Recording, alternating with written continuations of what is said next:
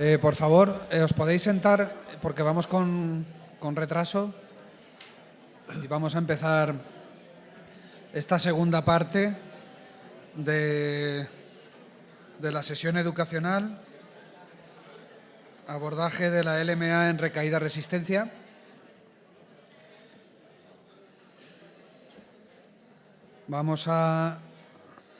Os explico también para los ponentes el formato de casos clínicos. Hemos visto que sean casos clínicos un poco representativos de lo que es la recaída y que puedan resultar también interesantes. Entonces, el formato es 5 o 7 minutos. Nos van a contar un caso clínico que, bueno, podrá ser más o menos real. Y luego vamos a tener otros 5 minutos de debate para cada caso, de preguntas y debate.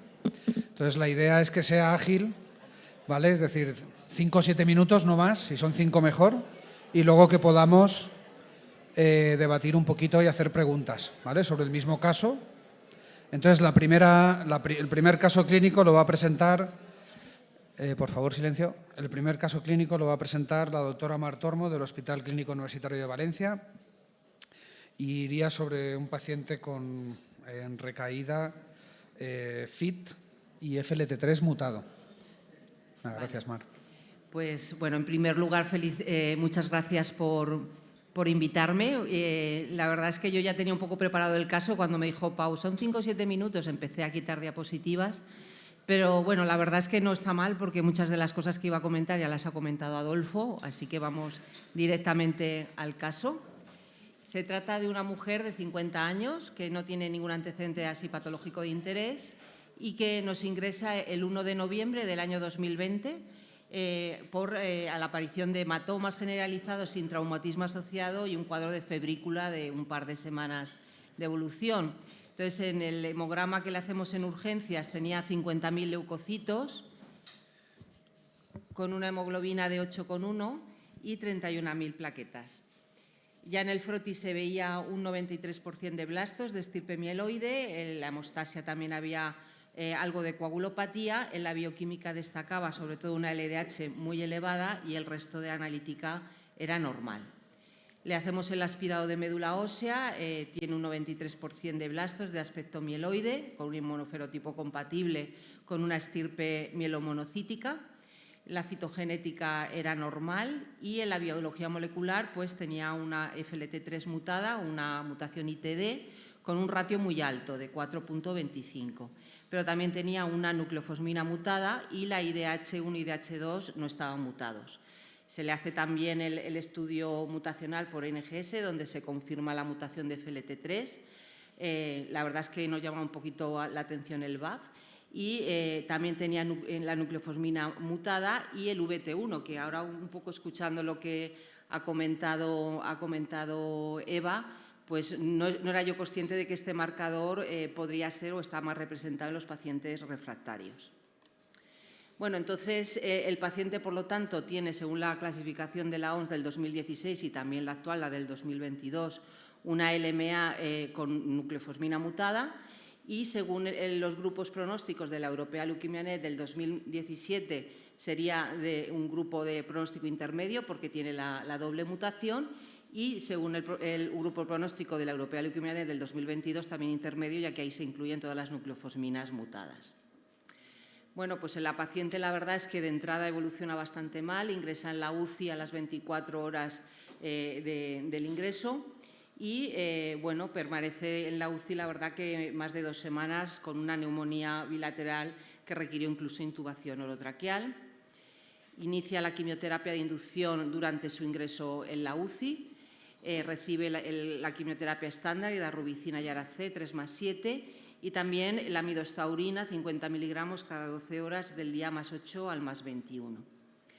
Y el problema es que la paciente al final del tratamiento de este primer ciclo de inducción se considera refractaria, se le hace ya un primer aspirado en el día +28 donde ya, bueno, pues ya nos mosqueó bastante, que ya tenía un 12% de blastos, se lo repetimos a la semana siguiente y ya tenía un 88% de blastos y estaba ya empezando a tener incluso leucocitosis con blastos en sangre periférica. Aquí no lo he puesto en la diapositiva, pero aquí es verdad que repetimos las mutaciones y bueno, persistía la mutación de FLT3 y la nucleofosmina. Entonces, ¿cuál debería ser su tratamiento ahora? En base a los resultados del estudio Admiral, pues el tratamiento, podríamos decir, indicado en este momento sería el tratamiento con gilteritinib en monoterapia. Bueno, esto ya lo ha mostrado Adolfo, los resultados no es que sean tampoco como para tirar cohetes, pero tenemos una mediana de supervivencia de 9,3 meses frente a 5,6 y un poco destacar que a nivel del paciente refractario, pues en la rama de gilteritinib era de un 32% de remisiones o de respuestas frente a un 21% y la mediana de supervivencia en los refractarios puros, como es este caso, 10,4 meses frente a 6,9. Bueno, sabemos que este fármaco tiene su indicación desde noviembre del 2019, aunque desgraciadamente todavía no tiene precio reembolso y de hecho tiene la no financiación en nuestro país. Esto ya se recoge en las guías de la European Leukemia Net, que es el tratamiento que debemos hacer. Y un poco por comentar aspectos de la toxicidad que nos podemos encontrar con este fármaco, pues es verdad que puede haber elevación de transaminasas, que puede ser hasta de un 40%, sobre todo en los primeros meses de tratamiento, luego la incidencia es menor, y también en las mialgias. Y luego, como problemas así específicos de esta medicación, pues tenemos que monitorizar el intervalo QTc, porque puede haber una prolongación del mismo. En el ensayo Admiral hubo un 8,8% de prolongación del QTc, aunque serios muy pocos. Y un poco las recomendaciones en ficha técnica es que hagamos un electro al principio del tratamiento, en el día 8 y en el día más 5, y luego a empezar el tratamiento los 3 ciclos siguientes. Interrumpir el fármaco si el alargamiento es de más de 500 milisegundos y es muy importante monitorizar pues, otros factores que pueden alargar el QTc, como es la hipocalemia o la hipomagnesemia. Otro de los problemas que podríamos ver con el uso de este fármaco es el síndrome de diferenciación, porque es un agente también diferenciador, pero que en el ensayo clínico Admiral la verdad es que el porcentaje fue muy bajo y sobre todo grave. Y luego otro tema que tenemos que tener en cuenta a la hora de manejar este fármaco son las interacciones farmacológicas, porque los inhibidores potentes del CYP3A y de la P-glicoproteína pueden incrementar la exposición de este fármaco y, por lo tanto, producir más efectos secundarios. Seguimos con nuestro caso clínico. La paciente conseguimos el gilteritinib y le dimos el tratamiento en enero del 2021, la dosis plena, son 3 comprimidos de 40 miligramos al día, del cual recibe 2 ciclos. Como efecto secundario, la verdad es que el tratamiento fue muy bien tolerado, solamente tuvo algo de elevación de transaminasas, la paciente pudo llevar todo el tratamiento ambulatorio y la paciente no necesitó de ninguna transfusión. Hicimos un estudio de médula ósea tras el segundo ciclo. Y bueno, la verdad es que un poco lo curioso de este caso es que teníamos una remisión completa e incompleta, porque la paciente sí que llegó a alcanzar más de 1.000 neutrófilos y plaquetas en torno a 50, 60.000. Nos llamó mucho la atención de que a partir de aquí tenía una fibrosis reticulínica, incluso colágena muy extensa, y de hecho las valoraciones de respuesta la tuvimos que hacer por biopsia de médula ósea, y el seguimiento de la enfermedad mínima residual lo estábamos haciendo finalmente por sangre periférica, ya que los aspirados no eran valorables. Este paciente se pudo realizar un trasplante de donante no emparentado HLA idéntico, que se realizó en marzo del 2021. Recibió un acondicionamiento estándar con tiotepa, fludarabina y busulfán, una profilaxis de LACE con ciclofosfamida post-sirolimus y micofenolato. Y como problemas post-trasplante, la verdad es que tuvo una enfermedad injerta contra receptor agudo grado 1, que no requirió ni siquiera tratamiento sistémico, y crónico leve, con afectación de hoja, boca y piel, a los 4 meses más o menos, que requirió de nuevo un aumento de los inmunosupresores, pero que se pudo luego volver a disminuir y eliminar a los 7 meses del trasplante. Posteriormente, pudimos a los 4 meses aproximadamente reanudar de nuevo el tratamiento con gilteritinib y bueno, la verdad es que inicialmente a dosis plenas, pero tuvimos que reducir la dosis por una citolisis grado 3. Siempre hay que decir que es verdad que estos fármacos en el posttrasplante siempre son algo complicados de administrar porque llevan otros medicamentos, a veces son inmunosupresores y muchas veces tienen citotoxicidad o son mielotóxicos. Y la paciente a día de hoy, que está más o menos a 18 meses desde el trasplante y a 2 años desde el inicio del gilteritinib, continúa en una muy buena remisión completa. Prácticamente mantiene simplemente una trombopenia en torno a 80.000 plaquetas y con unas dosis reducidas de gilteritinib. Entonces, bueno, comentar que en el estudio Admiral, que esto también lo ha comentado Adolfo, pero un poco por insistir un poquito más, ¿os acordáis que era un randomizado 2:1, donde los que recibían gilteritinib, de los 246, 64 fueron a trasplante, que es más o menos un 26%, frente a un 15% de la rama control, y de estos 64 pudieron volver a tomar el gilteritinib 40 pacientes y 24 no. Y de los 40 pacientes son un 63% de los pacientes de la rama de gilteritinib. Y un poco esto son los resultados en la actualización, en la última actualización que se publicó el año pasado, de los pacientes trasplantados, ¿no? Los pacientes trasplantados, en general, tanto una rama como la otra, van mejor que los pacientes no trasplantados, una mediana de supervivencia de 20 meses frente a 6,8 meses. Y específicamente en la rama del gilteritinib fueron mejor, claramente, aquellos pacientes que se pudo retomar el tratamiento de mantenimiento post-trasplante con gilteritinib, con una mediana de supervivencia que no se ha alcanzado todavía, frente a 10,2 meses. Este ensayo lo obvio casi porque ya lo ha comentado Adolfo y para no extenderme, pero bueno, un poco recalcar que la adición de otro fármaco, porque es verdad que este tratamiento es claramente mejor que el estándar que teníamos hasta ahora, que era quimioterapia tipo flagida o otras quimioterapias de menor intensidad, pero que el porcentaje de remisiones completas con este esquema, aunque sea un fase 1, son importantísimas y sobre todo de buenas remisiones de calidad, con un 60% de enfermedad mínima residual negativa.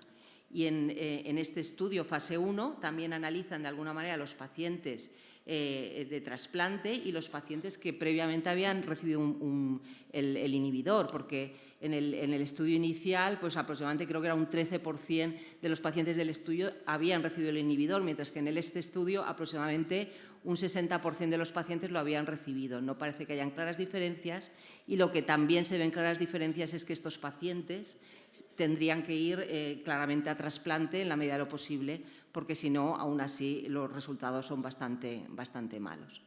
Como conclusiones, el gilteritinib es el tratamiento recomendado para el rescate de FLT3 mutado en recaída o refractario, el único inhibidor aprobado en esta indicación, pero no tenemos precio en España todavía. Que hay recomendación de reanudar el gilteritinib en la medida de lo posible como mantenimiento tras el trasplante, sobre todo en los pacientes que todavía tienen enfermedad mínima residual positiva, y que es muy importante también conocer el manejo de los posibles efectos adversos asociados, como la monitorización del QTc, de los electrolitos y las interacciones con los inductores e inhibidores del CYP3A4, y que actualmente pues, están valorando combinaciones donde probablemente en pues, un tiempo tengamos estudios más avanzados que nos puedan dar a lo mejor la indicación de estas combinaciones en vez de la monoterapia. Y eso es todo.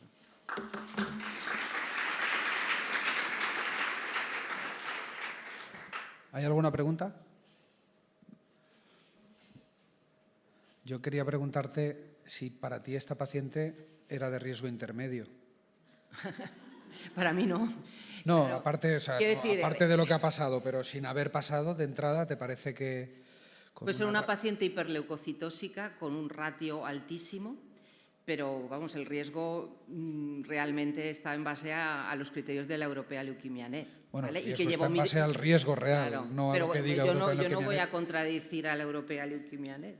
Bueno, depende de los datos que hayan, ¿no? Yo creo que Recientemente publicó el grupo PETEMA Rosa Ayala un estudio en el que se veía que ratios, sobre todo por encima de 0,8, son de muy alto riesgo, y yo creo que esto lo han reproducido casi todos los grupos. Sí, lo que pasa que quizá ahora los han metido todos en el riesgo intermedio, tanto los que eran buenos como los que eran malos, me imagino que por la combinación con el inhibidor.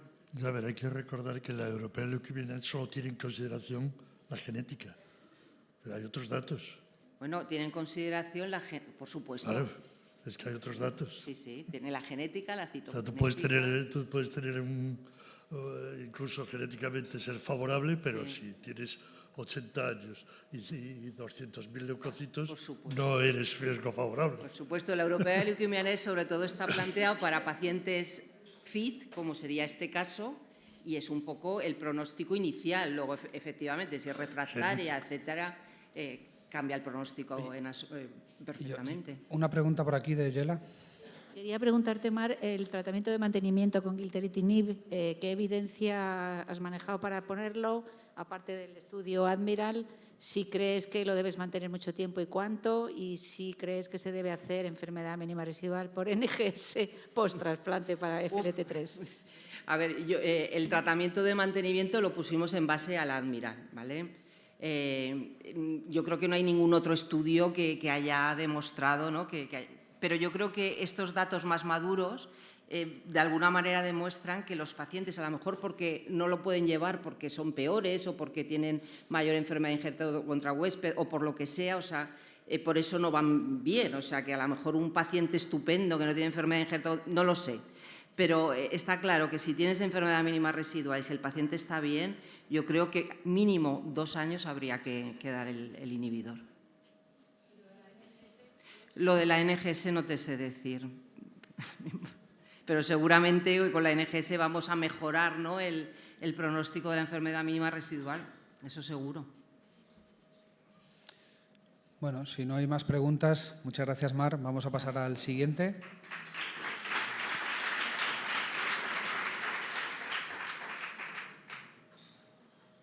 Sería la doctora Blanca Boluda, del Hospital La Fe, que es un paciente también en recaída, en este caso ANFIT, y también con mutación en FLT3.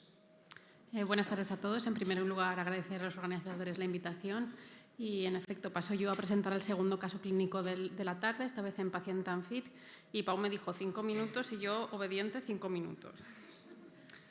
Entonces, nuestro caso clínico se remonta a mayo de 2014, una paciente mujer de 66 años, sin antecedentes clínicos de interés, con una vida activa, un ECOG de 0, que consulta en su hospital de referencia por astenia y aparición de equimosis. Desde el hemograma muestra anemia, trombocitopenia y una leucocitosis de 23.000 con 90% de blastos en el frotis de sangre periférica, y el aspirado medular mostró 95% de blastos con una morfología de LPA, una M3. Por lo que se inició el protocolo en su centro con el LPA 2012 con AIDA, ATRA y darubicina. Posteriormente llegaron los resultados de citogenética y biología molecular, que mostró un cariotipo normal. El PMLR alfa fue negativo por PCR y con una mutación FLT3 y TD positiva, con un ratio de 0,69. La TKD fue negativa y nos hicieron, en aquel momento, 2014, pues no nos hicieron el resto de mutaciones. Tras la inducción un poco atípica con el AIDA, pues se alcanzó remisión completa y decidieron continuar con una consolidación 1 con un 2+5. Como complicaciones presentó una bacteriemia por un epidermidis, y luego 3 consolidaciones más con Arace la primera dosis intermedia, y como tuvo buena tolerancia con 2+D a dosis altas. Y así permaneció prácticamente 2 años en remisión completa, hasta que en agosto del 16, aún estando asintomática, presentó una recaída. En aquel momento tenía 68 años, pero seguía siendo una paciente con un ECOG 0, sin nuevas comorbilidades, y en el hemograma se apreciaban unas citopenias leves, con 10% de blastos en el frotis, y en el aspirado confirmó la recaída con 34% de blastos. Entonces se repitió todo el panel diagnóstico, como ha recomendado Eva. El cariotipo seguía siendo un cariotipo normal, y por biología molecular, lo que teníamos en aquel momento disponible, pues vimos que era NPM1 positiva, Mantenía la mutación FLT3 y TD con un ratio más bajito de 0,25 y además también era IDH2 mutada. Entonces la comentaron con nosotros y en aquel momento teníamos disponible el ensayo Admiral y fue remitida a nuestro centro. Y finalmente, tras el screening, fue randomizada y se le asignó el tratamiento experimental con gilteritinib, que empezó a la dosis establecida de 120 miligramos al día, que eran 3 comprimidos de 40. No tenía prácticamente micación concomitante ni problemática y además, como la neutropenia era muy leve, no decidimos poner ninguna profilaxis. El electrocardiograma basal era normal, con un QTCF dentro de la normalidad, y así empezó su tratamiento, sin presentar ningún efecto adverso durante el ciclo 1, siendo todo ambulatorio. Entonces, tras el ciclo 1 tenía una médula un poco hipocelular, pero estaba en remisión completa, casi con un hemograma prácticamente normal. Y tras el ciclo 2 no solo mantenía esa remisión completa, sino que además la PCR de NPM1 era negativa tanto en sangre como en médula ósea, una mínima residual negativa. Estamos hablando de 2016. En aquel momento nosotros no hacíamos trasplante halogénico por encima de 65 años, entonces es una paciente ANFIT en aquel momento, y se decidió continuar de forma mantenida con gilteritinib 120 miligramos al día. No hizo falta subir a 200, que era lo establecido en el protocolo, porque ya estaba en remisión desde el principio.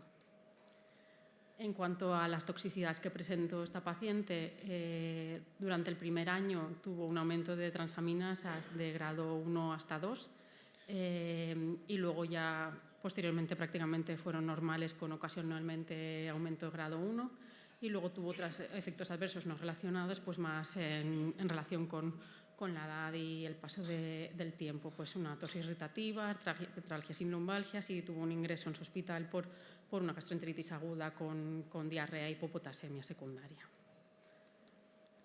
Y actualmente llevamos más de 80 ciclos de tratamiento. La paciente se mantiene en remisión completa con una mínima residual negativa, que podemos ver aquí abajo el evolutivo. No se ha ido monitorizando de forma estándar porque no es una paciente ni de protocolo, y además pues ya ha ido pasando mucho tiempo, con lo cual el valor de la monitorización actualmente al cabo de 6 años pues tampoco está claro, haciendo una vida normal. Y nada, para finalizar voy a pasar muy rápido en 3 diapositivas que tenía, que ya se han mostrado, pero bueno, este es en la actualización del seguimiento a largo plazo del ensayo Admiral. Este sería el diagrama consort original y cuántos pacientes quedan. Y como veis, nuestra paciente estaría en el grupo asignada a gilteritinib, pero que no recibió trasplante, del cual quedan 8 pacientes vivos sin recaída. Aquí vemos las curvas también con mayor tiempo de seguimiento, que ya ha mostrado Mar. Y de nuevo lo de los efectos adversos, que también se corresponde un poco con lo que presentó nuestra paciente, que presentó la elevación de transaminasas un poco más importante durante el primer año, pero que a partir del segundo año pues cada vez menos efectos adversos. Muchas gracias.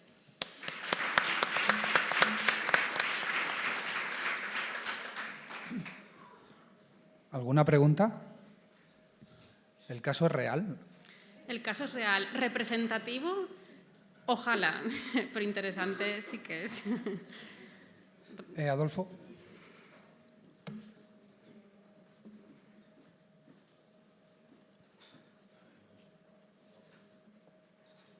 Muchas gracias. A mí me ha gustado un montón el caso. Ojalá fuese representativo. Sí, ojalá, pero es verdad que en lo que acabas de decir, ¿no? ¿Cuántos pacientes quedan en esa situación? Pero también es cierto que era un 40% de los pacientes del Admiral eran mayores de 65, porque el rango iba hasta 80 y tantos años de edad.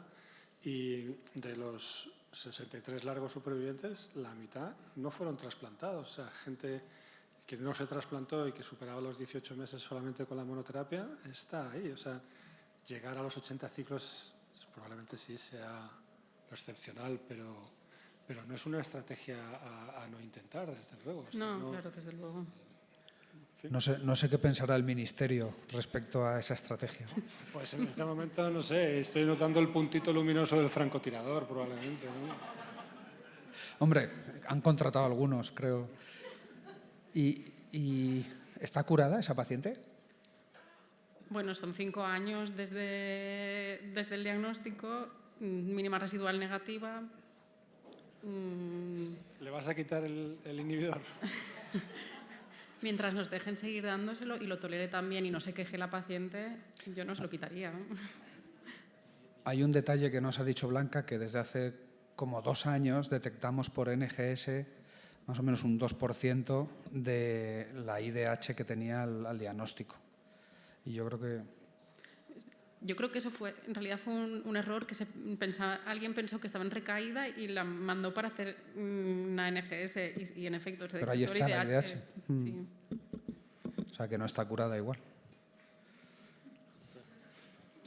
¿Alguna pregunta más? Bueno, pues vamos a pasar al siguiente caso. Gracias, Blanca. Este sería un caso de un paciente en recaída también, porque es la sesión de recaída, con mutación en NPM1. Y nos lo va a presentar José Ángel Raposo del Hospital Universitario Puerta del Mar, en Cádiz. Muchas gracias. Hola, buenas tardes. Gracias por la invitación. Paciente en MP1 mutado. Se trata de un paciente de 57 años, como antecedentes un posible lupus cutáneo sin tratamiento, un hijo con una PTI, y que refiere a un cuadro constitucional de un mes de evolución, agravado en las últimas 24 horas con aparición de quimosis en miembros superiores e inferiores, y que en la analítica pues, muestra anemia, trombopenia, una leucocitosis de 18.000, una LDH elevada, y que en el frotis observa pues, un 52% de blastos de hábito monocitoide. Lo ingresamos, hacemos el estudio medular, que es compatible con una leucemia mielomonocítica aguda, con una doble población, blastos mieloides un 20% y células de hábito monocitoide con alteración de la expresión de antígenos ligados a maduración de un 46% y un cariotipo 46X. Montamos el panel molecular, que es negativo para todo lo que veis ahí en pantalla, los reordenamientos, y positivo para nucleofosmina y para FLT3-ITD con una ratio de 0,73 en estudio local. Las ondas FISH analizadas aquí en pantalla fueron negativas y en el estudio de secuenciación masiva pues, se detectó la mutación de FLT3-ITD, nucleofosmina y la tríada clásica con el DMTT3A con una BAF del 43%. Por lo tanto, clasificado como una leucemia en MP1 positivo, de riesgo intermedio de la European Leukemia Net de la clasificación de 2017, pues basándonos en las recomendaciones del Grupo Nacional, iniciamos el protocolo de tratamiento de nucleofosmina con la adición de midostaurina, tanto en las inducciones como en las consolidaciones. Y bueno, tras la inducción el paciente alcanza una respuesta completa, aunque con menos de 1000 neutrófilos. Tras la consolidación primera mantiene una citometría negativa, la nucleofosmina es positiva en médula ósea y negativa en sangre periférica, y los compañeros de citometría pues, nos hablan de un aumento porcentual de la serie monocítica, pero sin alteración de los antígenos ligados a maduración, en principio en remisión. Tras la consolidación 2 se vuelve a hablar de esa población que disminuye un 9% y finalmente negativiza la nucleofosmina tanto en sangre periférica como en médula ósea. Estos ciclos no están exentos de complicaciones infecciosas, infección de porta-K, se retrasa la recolección de los progenitores hematopoyéticos y finalmente cuando ingresa para consolidar con trasplante autólogo, pues tiene una analítica con signos de alarma y se constata pues la primera recaída, en esta ocasión con una morfología de una M2, un 69% de blastos por morfología, y en esta ocasión pues el predominio de los blastos de diferenciación granulocítica un 75%. Mantiene las características previas con aumento de la ratio de FLT3, sigue siendo nucleofosmina positivo y con una disminución de la BAF en el estudio de secuenciación. Basándonos en los resultados de los estudios que ya he comentado, Admiral, solicitamos a farmacia tratamiento con gilteritinib, que fue aprobado, disponía de donante emparentado compatible y bueno, iniciamos el tratamiento a la dosis de ficha técnica, que tras el primer ciclo de tratamiento, en el contexto siempre durante el tratamiento con gilteritinib de una médula bastante hipocelular y con importante citopenia, pues tiene un 6% de blastos por citometría. En contacto con el centro trasplantador de referencia nuestro, pues se aconsejó la escalada de dosis hasta el máximo permitido por la ficha, 200 miligramos. Y bueno, pues vimos cómo a nivel citométrico y siempre con hipocelularidad iba disminuyendo el porcentaje de blastos y la ratio de nucleofosmina progresivamente fue disminuyendo. No disponemos de resultados de los 2 últimos ciclos de tratamiento para la nucleofosmina y sí que al 7º ciclo de tratamiento la citometría pues daba negativa, pero ya os digo que una médula muy hipocelular. Y además, aunque se manejó ambulatoriamente, sí que presentó complicaciones infecciosas, algún que otro sangrado y tuvo que ingresar en 2 ocasiones. Fueron las recomendaciones, nos guiamos por ello por nuestro centro trasplantador y se programa finalmente, tras este 7º ciclo de tratamiento, el procedimiento, pero en noviembre de 2021. No se llega a realizar el trasplante halogénico porque presenta una bacteriemia nuevamente, infección de PIC, desarrolla una colitis sanguinolenta que biopsiamos en nuestro centro y que hablaban los compañeros de anatomía patológica como una colitis inmunomediada y además asocia una necrosis tubular aguda en el contexto del tratamiento corticoide prolongado, que fue como se manejó. Nos encontramos al paciente que una vez que se recupera de estos procesos acude a consulta y viene con dolor abdominal, con una perforación intestinal y además en recaída, con unas características similares a la recaída anterior, con unas ratios muy elevadas de nucleofosmina, también de FLT3 y con aumento de la VAF de la tríada detectada por secuenciación masiva. Un paciente en este momento ANFIT, perforado. Iniciamos tratamiento citorreductor con hidrea y una vez que se controla el cuadro de la perforación intestinal, pues ante el temor de las toxicidades y complicaciones derivadas de un flagida con la aplasia prolongada que produce, pues se decidió administrar un esquema con fludarabina, Ara-C y Topotecan, que no estuvo exento de complicaciones, con una transaminitis muy importante que de manera empírica se trató con corticoides y con respuesta, con un hidros vesicular y lo más importante que hizo una infección fúngica invasora, hizo pues, una afectación cutáneo-muscular angioinvasiva por un Fusarium oxysporum y que cuando evaluamos después del ciclo, pues el paciente mantenía un 16% de blastos y bastantes copias de nucleofosmina. Y además, en el día más 36, hace una nueva perforación intestinal. Nos encontramos con un paciente con muchísimas complicaciones, pero bastante entero, con una leucocitosis progresiva en ese periodo de tiempo, con aparición de un 55% de blastos en sangre periférica, y se decidió iniciar tratamiento hipometilante con azacitidina, se añadió venetoclax, nuevamente presentó aumento de transaminasas, cuadro de diarrea, neutropenia febriles, hizo una reactivación de la IFI que tuvimos que ajustar nuevamente la terapia antifúngica, consiguiéndose el control, y en la punción en la espiral de médula ósea después del primer ciclo de tratamiento pues mantenía un 80% de blastos. Escenario bastante feo, complicado, así se lo comentamos al paciente, pero ante la posibilidad de respuestas más allá del primer ciclo de tratamiento con azavenetoclax, pues se decidió apurar, pautar un nuevo ciclo de tratamiento. En la PAMO intermedia, fuimos quizás demasiado optimistas, un 3,5% de blastos, siempre hipocelular, de por medio neutropenia febril, pilló el COVID, no hizo neumonía, lo superó, tratamiento antiviral. Y cuando hicimos la médula de reevaluación después de finalizar el segundo ciclo de azavenetoclax, pues nada, un 41% de blastos. Le comentamos al paciente que la situación era nefasta, que considerábamos que quizá había llegado el momento de parar, pero es verdad que a pesar de todo estaba bastante entero, quería aferrarse a cualquier opción que hubiese.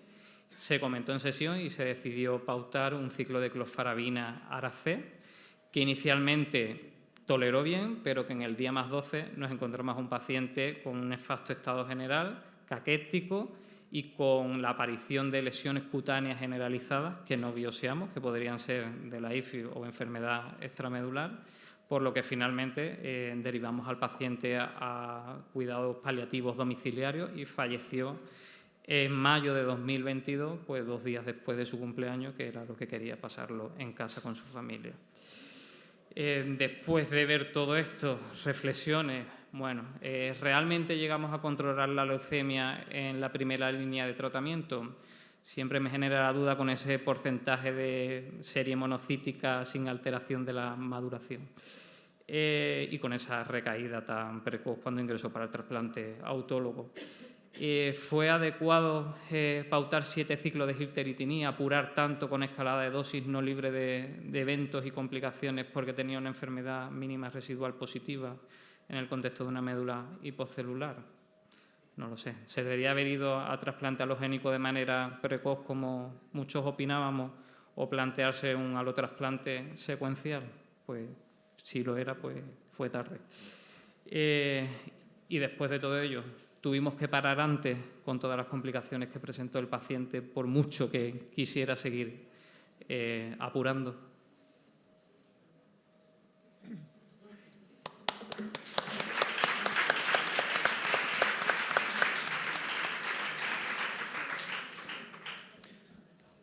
Muchas gracias. ¿Alguna pregunta?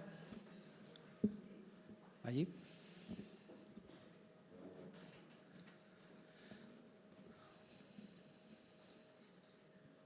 Hola, bueno, yo soy Isabel Izquierdo, del Hospital Miguel Servet. Quería preguntar en las leucemias NMP1, no respecto al caso, sino en las NMP1, que en principio el paciente hace buena respuesta después de la segunda consolidación y va a TASPE y después positiviza NMP1 en periférica, 2-3 positivizaciones seguidas. ¿Qué haríamos? Paciente asintomática, hemograma perfecto y mínima residual negativa. ¿Contesto? ¿O lo haces tú, Pablo? Bueno, nosotros hemos tenido algún paciente que ha ido directamente a trasplante alogénico con nucleofosmina positivo en base a las ratios. No recuerdo ahora mismo de memoria el de Intel. Si las ratios eran muy elevadas, hemos intentado rescatar, dar nueva quimioterapia. Y si la ratio lo permitía, pues entrar directamente al trasplante alogénico sin querer negativizarla. No sé si hay otras opiniones diferentes por ahí. Yo diría que de qué. Bueno, el protocolo lo deja, el protocolo no se moja, porque como no hay evidencia, pues creo que deja desde dar un rescate en esa situación y luego el trasplante hasta trasplantar directamente e incluso watch and wait.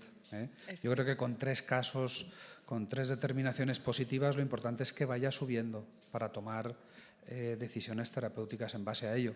Si es una ratio baja que no se mueve, yo sería prudente, pero no sé cuál es la situación. La situación es que la paciente es muy joven, está perfecta y llevarla a un alotrasplante así, la verdad es que, aparte de que no tiene donante emparentado, pero efectivamente lo que estamos haciendo, o lo que estoy haciendo es pedirle NMP1, saber, de momento parece que se mantienen, pero con miedo. Hemos tenido, bueno, hay lo que llamaríamos persistencias fugaces moleculares, que esto ya lo veíamos en LPA.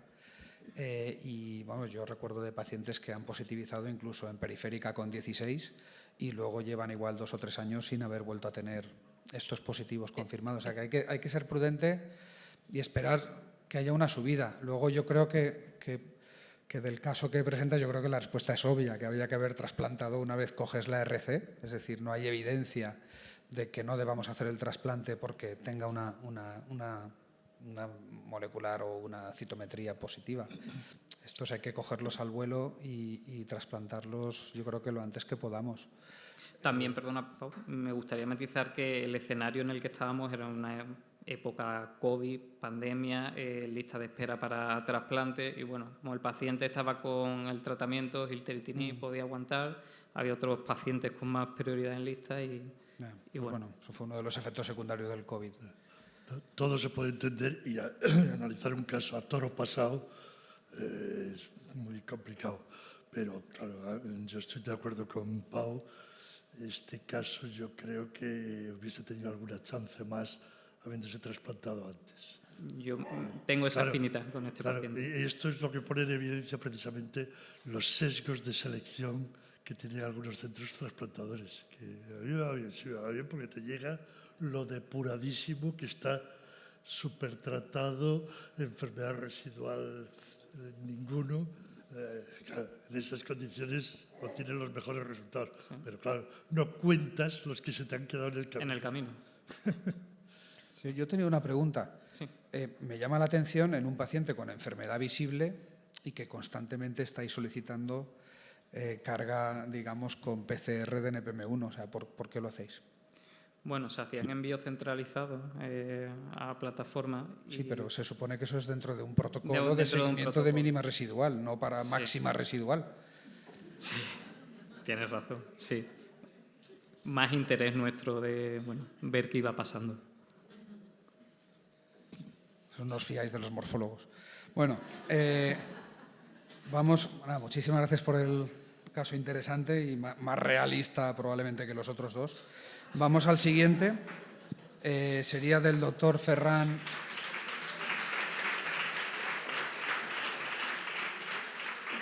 Doctor Ferran Vallovera, del Hospital Universitari Mutua Terrassa, y nos va a hablar, ya de lo peorcito, que es un paciente con P53.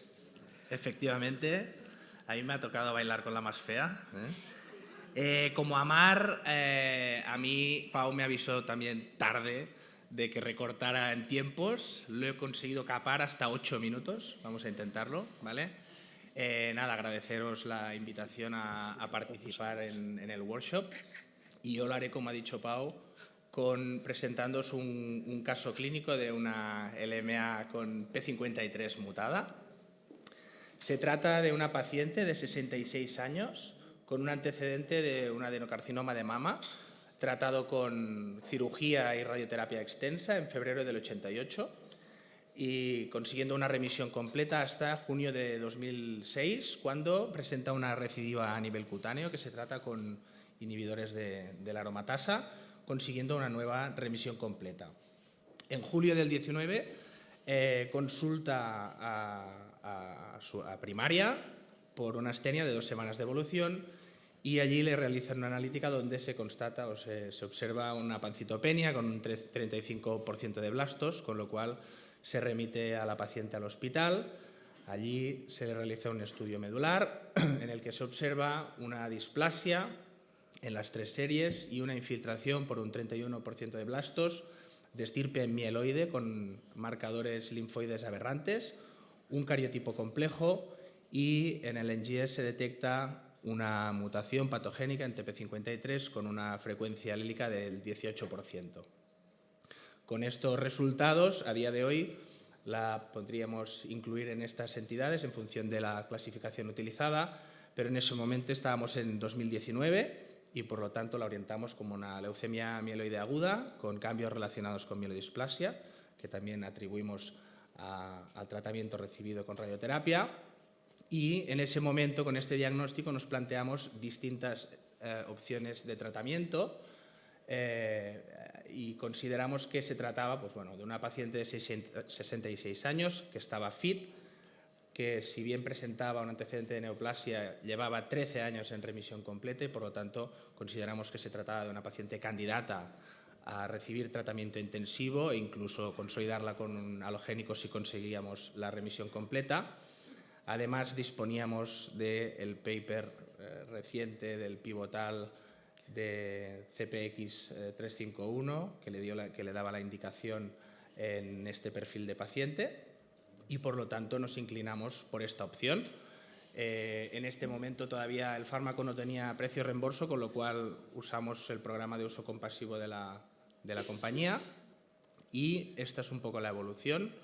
Y le dimos una inducción con Vyxeos en julio del 19, con esto conseguimos una remisión completa y le dimos dos consolidaciones. Nosotros en nuestro centro no trasplantamos, lo remitimos a otro centro. Hubo problemas logísticos en el trasplante que retrasaron de forma muy importante el procedimiento y justo cuando íbamos a proceder al trasplante el donante retiró el consentimiento, con lo cual aún se retrasó más y finalmente pudimos conseguir llevarla a trasplante en febrero del 20, pero en el aspirado pretrasplante la paciente presentaba una recaída con un 15% de blastos. Bien, en este momento nos volvimos a rascar la cabeza, volvimos a plantearnos qué opción era la mejor para la paciente en esta situación. Era una paciente que consideramos que ya había recibido 3 ciclos de Vyxeos y con lo cual añadir más tratamiento intensivo implicaba un aumento del riesgo de toxicidad que podía comprometer un posterior trasplante porque aún consideramos a la paciente que era candidata a trasplante si conseguíamos una segunda remisión completa. Y además teníamos algunos datos de algún trabajo que postulaban que combinaciones de hipometilantes con venetoclax podían ofrecer algún beneficio en este perfil de pacientes, por lo que decidimos administrar azavenetoclax. Esto fue en marzo del 20 y realmente, pues conseguimos una segunda remisión completa, sin recuperación hemoperiférica, pero bueno, una remisión completa. Le dimos 3 ciclos de tratamiento hasta que en julio del 20 conseguimos llevarla a un trasplante de un donante no emparentado con acondicionamiento de intensidad reducida. Posteriormente al trasplante la paciente persistía en remisión completa hasta diciembre del 20, donde presentó una nueva recaída. En estos momentos la paciente ya no tenía un performance status como para seguir haciendo tratamiento y hicimos tratamiento paliativo hasta el febrero del 21, cuando fue exitus. Como consideraciones finales del caso, como bien sabemos todos, la mutación de P53 confiere muy mal pronóstico en las neoplasias mieloides, por otro lado, como en todas las neoplasias, linfoides también, ¿no? De hecho, el hecho de presentar, ¿no?, la mutación de P53 parece que anula el impacto pronóstico negativo del número de blastos y ahora esto hace que, de hecho, se considere, ¿no?, que la LMA y la mielodisplasia con exceso de blastos, cuando tiene mutación de P53, pues se trate de la misma o se trataría de la misma entidad, y así se postula en la nueva clasificación del ICC.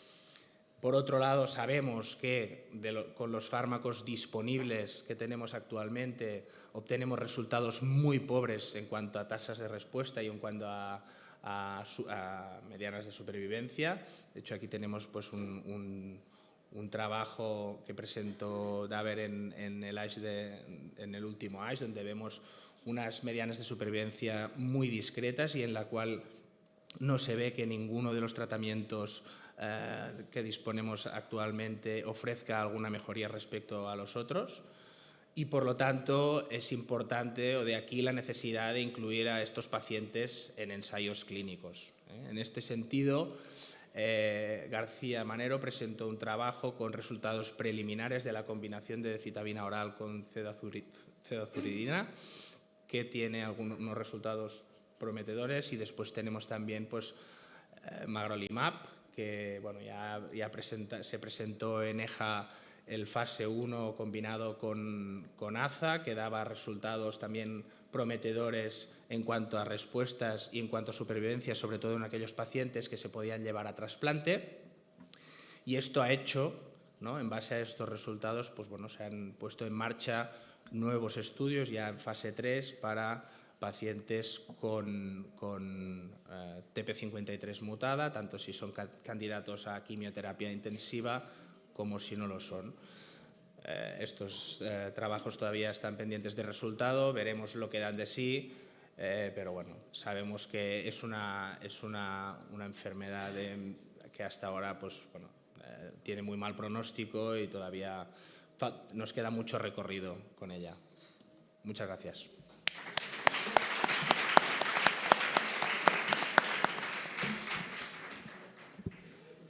Bueno, este aplauso ha sido menos sonado, ¿eh?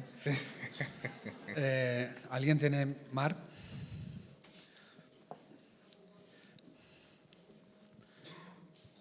Nada, muy bonito el caso, muy triste. Una pregunta. En estos casos que tienen un pronóstico, ya sabemos que malísimo, incluyendo el trasplante alogénico, ¿no os planteasteis a lo mejor darle una infusión de linfocitos, o sea, un tratamiento como preventivo para la recaída con hipometilante? Quiero decir, si eso lo valorasteis. Claro, la unidad de trasplante, nosotros no trasplantamos, y por tanto todo lo que es infusión de linfos, todo esto se hace en el otro centro, y esto lo valora la unidad de trasplante a la que lo derivamos. Nosotros aquí no entramos realmente. De hecho, cuando los pacientes los mandamos a trasplante, nos los devuelven al cabo de tiempo, si los pacientes están en remisión y ya bueno, pues ha pasado pues, el rechazo, toda la pesca, pero mientras tanto, o esto, o cuando recaen y ya no tienen muchas más alternativas, también nos los devuelven. Esto también lo suelen hacer. ¿Hay otra pregunta allí? Perdona, solo por curiosidad, cuando ya sabíais que tenía la mutación TP53 cuando empezasteis a tratarla y decisteis ponerle Víxeos, ¿o Sí. salió un poco...? Sí. No, por pero- eso digo que si se lo trataron porque sí. era secundario, si ya lo sabían cuando empezó. Sí, lo sabíamos, lo que pasa es que... No, pero solamente que también os lo dieron bastante rápido, ¿no? El resultado. Pues. Sí, lo sabíamos en el momento que empezamos, esperamos, porque tenía un cariotipo muy complejo y pensamos que, bueno, que podía tener algunas mutaciones que podían condicionar el tratamiento y esperamos, pero tuvimos el resultado relativamente pronto, sí. ¿Cómo se dice el diagnóstico? ¿Por FISH o...? No, por NGS. Por NGS. Por NGS. Aún así, empezamos el tratamiento con Víxeos porque ya la paciente ya cumplía, sin tener TP53, ya cumplía criterios de una LMA con cambios relacionados con biodisplasia. Sí. Por la edad y por el diagnóstico, porque a lo mejor en alguien más mayor, no sé si a lo mejor al saber un poco más mayor, ¿qué os habréis planteado al saber el TP53? En ese momento, ahora con los datos que tenemos, que sabemos lo que da de sí tanto Víxeos como incluso Venaza en este perfil de pacientes, igual no nos lo plantearíamos, pero en ese momento no disponíamos de estos datos. Estos datos son bastante posteriores. Es decir, esto era en 2019 y en ese momento no había datos que dijeran qué opción era mejor para TP53, que básicamente es que no hay ninguna opción que sea buena para este tipo de LMAs. Otra pregunta, Maite. Espera, micrófono. Solamente saber por curiosidad qué VAF tenía de P53.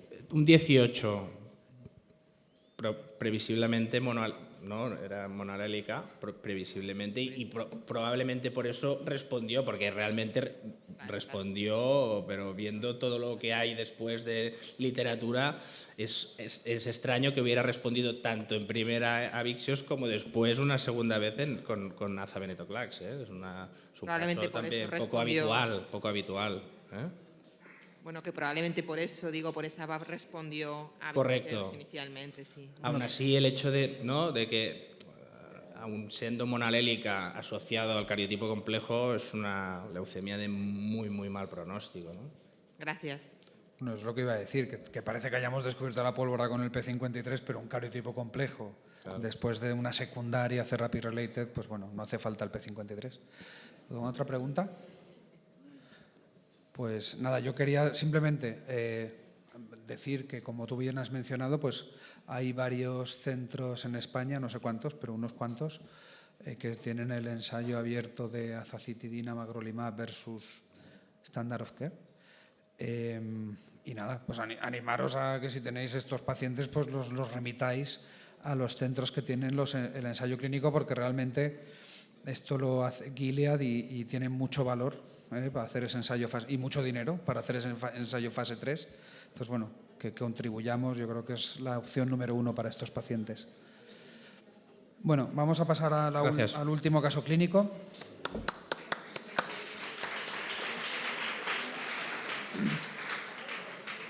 Sería de la doctora Sandra Suárez, del Hospital Álvaro Cunqueiro de Vigo. ¿Antes era Meixoeiro? No, eran Meixoeiro y Seral, eran dos, y se fusionaron en el Cunqueiro en el 15. Vale. Traslado y fusión, una aventura. O sea, es un fusionado. Por eso vas a hablar de fusión de MLL, ¿no? Entonces, puede ser, sí. Entonces, sobre un paciente en recaída con reordenamiento de MLL. Sí, gracias. Antes de nada quería dar las gracias a la organización por invitarme y vaya por delante a los compañeros de Lucus Augusti de Lugo y a los compañeros de la sección de trasplante de mi hospital porque me han permitido presentar el caso esta tarde.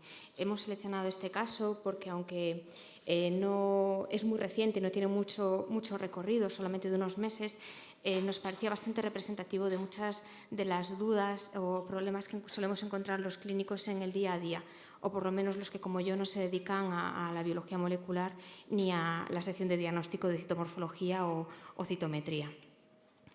Se trata de una mujer de 55 años que acude a su médico de atención primaria por un cuadro de sintomatología AB de unas 2 semanas de evolución.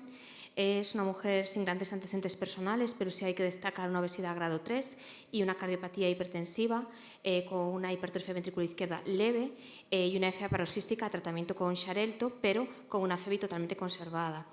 Probable SAOS porque se encuentra en ese momento a estudio por el Servicio de Neumología, haciendo medidas dietéticas como la pérdida de peso para reevaluar la necesidad de una CEVAP nocturna. La vacunación del COVID la tiene completa en ese momento y la intervención quirúrgica a destacar es una cesárea. Su tratamiento crónico habitual era lorazepam, hidroferol, amlodipino, Xarelto, bisoprol y Apocard. Casada con 2 hijos sanos, mayores de edad. Y como antecedentes familiares sí que destacábamos, el padre ha sido exitus por una cardiopatía isquémica, pero la madre exitus por un carcinoma de colon y el hermano fallece durante la pandemia del COVID con unas metástasis hepáticas sin tener el primario filiado. Su médico de atención primaria solicita varias pruebas, entre ellas una analítica general con hemograma bioquímica y coágula basal, y en el hemograma destaca una anemia de 8,5 gramos, una leve leucopenia con una neutropenia de 100 polis y unas plaquetas en el rango con límite bajo de la normalidad. En la bioquímica destacar una pequeña elevación del ácido úrico y solamente por tener estas alteraciones en el hemograma se realiza un frotis de la sangre periférica en el que se observa un 20% de células con aspecto inmaduro.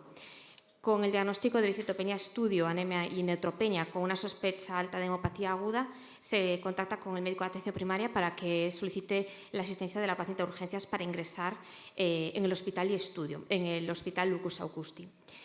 En el hospital, en el servicio de hematología, se realizan varias pruebas de evaluación basal, entre ellas un aspirado de médula ósea, en el que en la citología se ve una infiltración en sábana por un 90% de células blásticas y el inmunofenotipo es compatible con una leucemia aguda monoblástica, destacando ya desde el laboratorio arrojan la hipótesis diagnóstica de un probable reordenamiento MLL por presentar un CD56 positivo, pero sobre todo por un NGN2 positivo.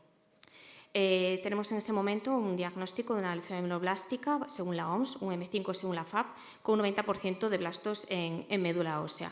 En este momento se mantiene un poco en expectativa. Es cierto que la paciente se mantiene estable, no presenta leucocitosis ni tampoco síndrome del cis tumoral en la bioquímica que haga correr, con lo cual se decide esperar a los resultados de la Fundación Xenómica de Galicia, que se encuentra en Santiago, para los resultados de biología molecular que se arrojan en diferentes momentos, pero se engloban aquí. Empiezan diciéndonos que la PCR es negativa para el NMPN1, FLT3 y IDH, 1,2.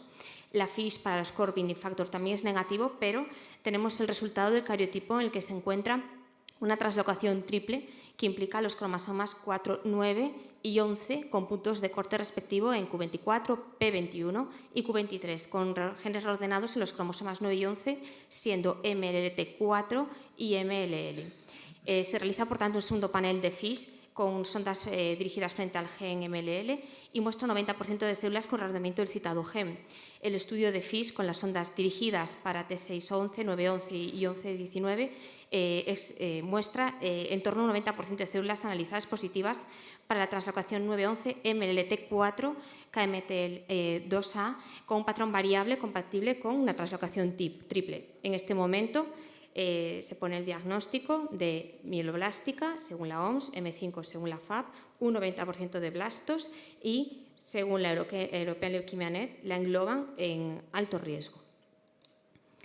Se inicia entonces ahora sí el tratamiento de inducción según esquema 3.7, siguiendo el esquema de PTMA LMA Flow, y la paciente presenta como complicaciones un cuadro de mesis grado 3 que exige un ajuste del protocolo de antimético y a día +5 una neutropenia febril, en principio persistente, finalizando con una positividad en hemocultivos por un staph epidermidis y con un trayecto del catéter inflamado con datos de probable infección, por lo cual se retira.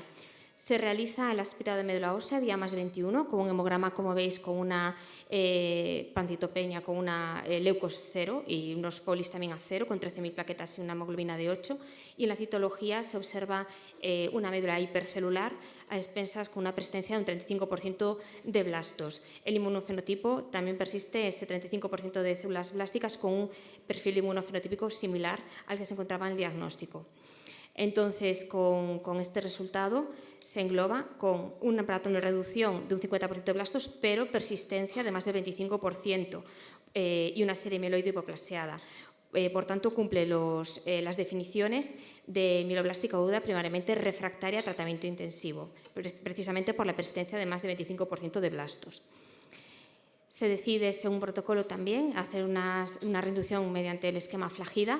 La paciente tolera relativamente bien el esquema, presenta una neutropenia febril con una bacteriemia por una pseudomona sensible al antibiograma testado, no tiene multiresistencias, y una reactivación oral por un herpes 1 que responde adecuadamente a tratamiento con aciclovir intravenoso.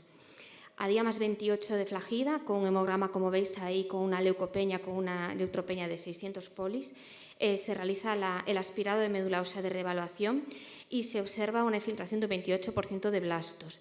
En inmunofenotipo también se identifica en la muestra de médula un 15% de células blásticas superponible al estudio previo, pero informan desde el laboratorio de que la muestra representa una escasa viabilidad. En este momento cabe parar y pensar si estamos ante una leucemia mieloblástica refractaria a una segunda línea de tratamiento. En este momento tenemos varias opciones. En ese perfil se plantea una nueva línea de tratamiento, preguntar por ensayos clínicos o repetir el estudio de médula ósea para confirmar que nos encontramos ante una refractaria secundaria. Los compañeros hacen las tres cosas. Se pregunta por ensayos clínicos disponibles. En ese momento estábamos en diciembre del 22, no había ninguno abierto en España. Se piensa en una tercera línea, en ese momento se piensa en un venetoclax asociado a una vidaza, pero se decide esperar una recuperación hematimétrica y repetir el estudio de médula ósea. Se espera una semana y se repite el aspirado, ya con un hemograma mejor, ya 50.000 plaquetas, y los neutrofilos han subido a 900, pero sobre todo los leucos superan los 1.500. Y a día más 35 de Flagida, el aspirado, se ve que sigue siendo levemente hipocelular, pero los citólogos del hospital la informan como una respuesta completa morfológica, no evidenciando más del 5% de blastos similares a los observados al diagnóstico. Los compañeros de citometría identifican un 2,43% de monoblastos con un perfil de inmunofenotipo similar al diagnóstico y un 0,29% de promonocitos. Estamos, por tanto, ante una respuesta incompleta con una enfermedad residual positiva tras un Flagida, pero refractaria a primera línea según más 7. En este momento sí que ya hay que correr, hay que perder la impasividad y urge encontrar una consolidación adecuada con un trasplante.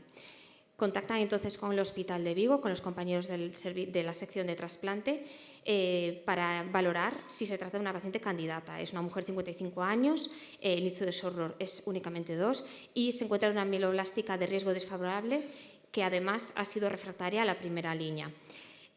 Como no se había iniciado la búsqueda de donante no emparentado, pero sí se había realizado el HLA de baja y alta resolución de la paciente, se decide realizar un haplo de hijo. Se selecciona entre los dos según el perfil de la reactividad de KIR, la disparidad, y se realiza otro nuevo estudio de médula ósea. Esta vez se repite el estudio de cariotipo y FISH y nos encontramos con que por citología se objetiva únicamente un 1% de blastos, por inmunofenotipo un 0,04% de blastos, el cariotipo era normal y en la FISH, la sonda específica para el ordenamiento del gen MLL, resulta negativo.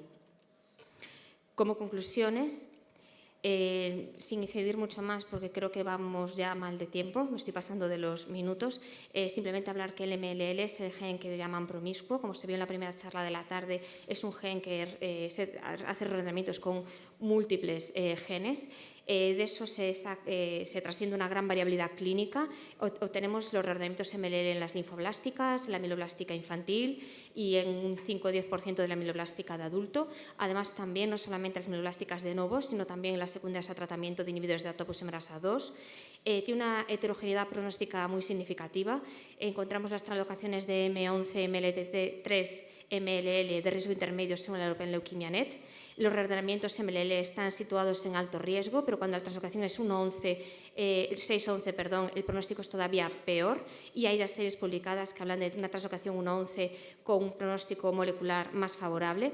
Las técnicas diagnósticas sí que pueden ser un poco complejas y es obligado usar una FISH con una sonda break apart para que no se escape ninguno de los reordenamientos.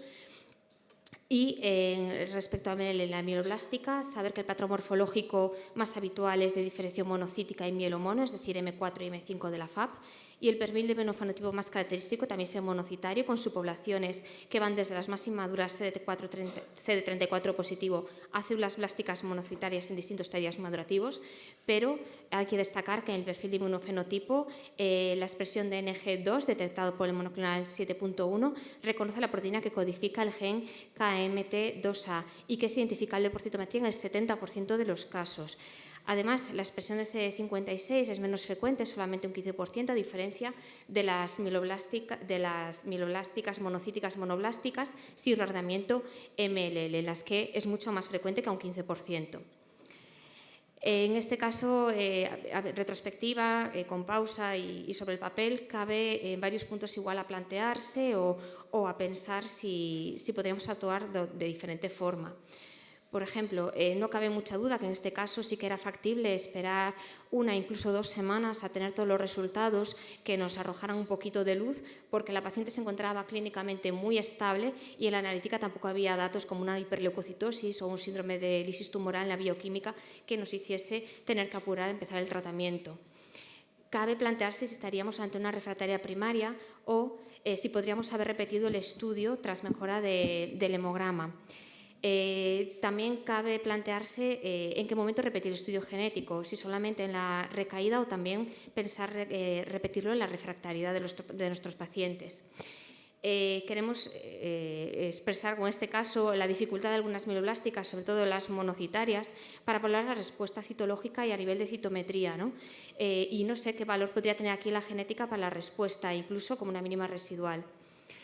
También cabe resaltar el riesgo European Leukemia Net, no solamente para dirigir el plan terapéutico a nivel de riesgo molecular, sino también dirigir un poquito los tiempos. Lo que debe guiar la rapidez de empezar el tratamiento es siempre la clínica, la estabilidad del paciente, pero cuando alcanzamos la consolidación hay ciertas alteraciones genéticas y moleculares que nos obligan a apurar más, porque sí que dirigen leucemias que acaban recayendo más rápidamente y podemos perder la respuesta alcanzada con los tratamientos. También cabe plantearse qué consolidación podríamos emplear hasta realizar el TPH, si repetir en este caso otro ciclo de flagida o hacerlo con una citarabina a altas dosis. Y, por supuesto, las nuevas moléculas dirigidas frente a MLL para este tipo de mieloblásticas. Gracias.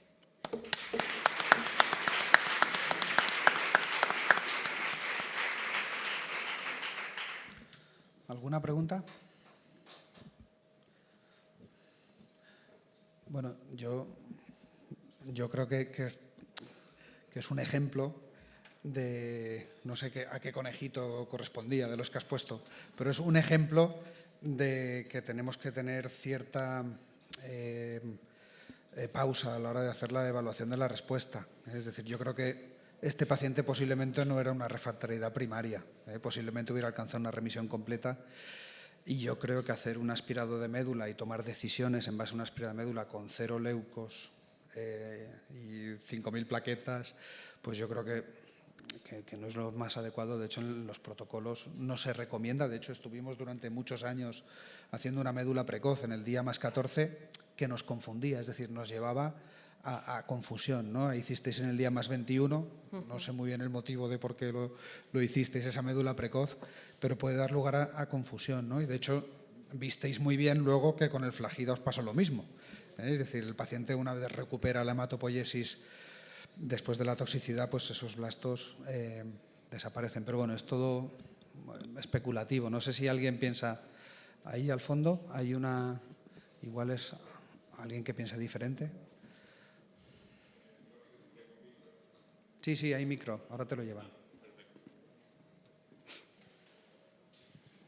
Hola, sí, bueno, yo soy Aitor Abuin y soy uno de los miembros del equipo de Lugo. Y respecto al primer aspirado de médula, lo hicimos porque el estado del paciente nos sugería ya per se una situación de refractariedad, al contrario que al acabar el Flagida. En el primer aspirado de médula, tras el 3-7, la paciente no estaba bien, os lo puedo asegurar. Estaba con LDH alta, febrícula, clínica constitucional. Entonces, a pesar de que fue un aspirado realmente muy precoz, nos creímos clínicamente que pudiera resultar una refractaria primaria. En el segundo, tras el Flagida, el primer aspirado, ese que tenía un 20 y pico % de blastos, la señora estaba haciendo unos crucigramas. Entonces, pues fuimos un poquito más cautos, si bien no dejamos de buscar posibilidades de ensayo clínico, alternativas, pero sí que decidimos esperar un poquito y ver, porque la situación clínica de la paciente era diametralmente distinta que tras el 3-7. Sí, yo os puedo contar un caso de una paciente recientemente que la colega que lo veía en hospitalización estaba convencida, también era una MLL, convencida de que era una resistencia porque tenía dolor óseo muy importante, que era la misma clínica que había presentado al diagnóstico inicial. Está convencida. De hecho, vi a la paciente en la consulta el jueves y la paciente me decía que tenía el ingreso pedido para el domingo, para la segunda línea, y tenía monoblastos y tenía en periférica y tenía una médula ósea con blastos.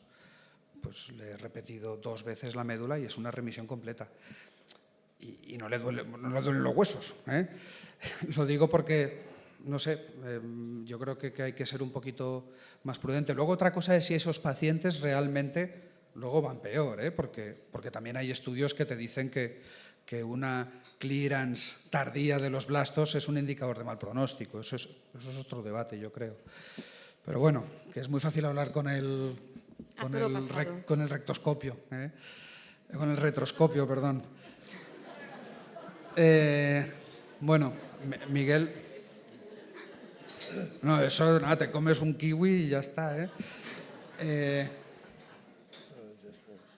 Bueno, quería, nada, muchísimas gracias, de verdad, y quería aprovechar para agradecer a los financiadores de esta reunión, del educacional del Prepetema, o como lo llamemos, a Stella, a Avi, a BMS, a Jazz Pharma y a Pfizer, que sin ellos sería imposible que estuviéramos aquí todos juntos.